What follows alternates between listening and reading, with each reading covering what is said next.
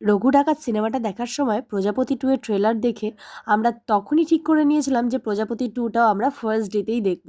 আর উপরন্তু দেবদাস সিনেমা মানে তো আমাদের দেখতেই হবে, বিকজ আমি যেমন দেবের ফ্যান ঠিক তেমনই আমার মাম্মাম কিন্তু আমার থেকেও বড় দেবের ফ্যান।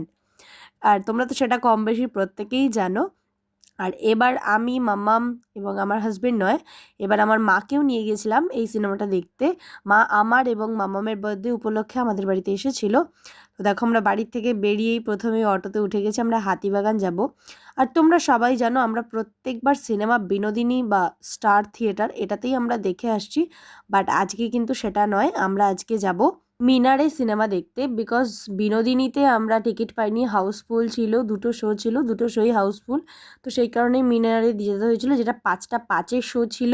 আর দেখো আমরা কিন্তু হাতিবাগানেও চলে এসেছি, এই মার্কেটটা দেখলেই তোমরা অনেকেই চিনতে পারবে। আর মিনারে কিন্তু একটা শো ছিল, থাকলেও কি হবে, সেটাও কিন্তু হাউসফুলই ছিল। আর আমার সোনামা দেবের সিনেমা দেখতে এতটাই পছন্দ করে যে কি আর বলবো। ওর ফার্স্ট দেবদাস সিনেমা হচ্ছে, ওর জন্মের পর ও ফার্স্ট দেখেছে হচ্ছে 2 বছর বয়সে খাদান, এবং তারপরে ছিল রঘু ডাকাত, ধূমকেতু।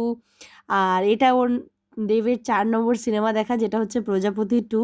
আর এই সিনেমাটা শুধুমাত্র দেবদা বলে বলবো না, এই সিনেমাটা প্রথম কথা দেখার ইচ্ছে দেবদা তো ফার্স্ট আছেই, ঠিক তেমনই মিঠুন চক্রবর্তী। মানে এখানে বলতে পারবো না যে এটা একা দেবের সিনেমা বা একা মিঠুন চক্রবর্তী, দুজনেরই সমান। মানে দুজনের তৈরি করা একটা সিনেমা এতটা সুন্দর, এতটা ইমোশনাল, যেটা বলে বোঝানো যাবে না। সবাইকে বলবো একবার অন্তত গিয়ে হলে গিয়ে সিনেমাটা দেখো, কেউ বলবে না যে তোমরা পয়সাটা ওয়েস্ট করে এসেছো। আর আমি বলবো ফ্যামিলি নিয়ে দেখো, এই সিনেমাটা ফ্যামিলি নিয়ে দেখার মতো একটা সিনেমা। যারা ফ্যামিলিকে সবসময় টাইম দিতে পারো না, আমি বলবো ফ্যামিলি নিয়ে সিনেমাটা দেখতে চলে যাও।